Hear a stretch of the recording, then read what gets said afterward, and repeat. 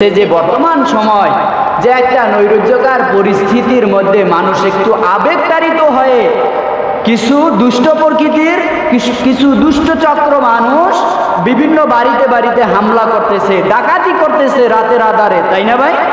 রাতের আধারে ডাকাতি করতেছে, হামলা করতেছে, নির্দোষ মানুষগুলার বাড়িঘর পোড়াই দিতেছে।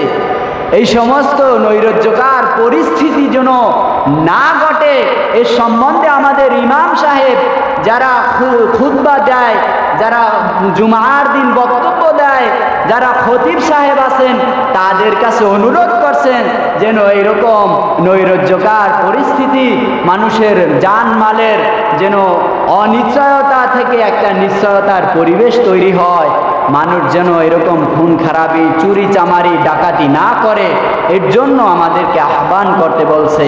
কোরআনে হাদিসে আল্লাহ তাআলা চুরির গুনাহ, চুরির শাস্তি, চুরির বিধান রাসূল সাল্লাল্লাহু আলাইহি সাল্লাম বলছেন কেউ যদি চুরি করে তার হাত কেটে দাও। কি কেটে দাও ভাই? হাত কেটে দাও। কোরআন হাদিসে এমন কোনো দলিল নাই, এমন কোনো বিধান নাই যা রাসূল সাল্লাল্লাহু আলাইহি ওয়াসাল্লামের মাধ্যমে আল্লাহ সুবহানাহু ওয়া তাআলা আমাদেরকে সমাধান করে না গেছে, ঠিক কি না?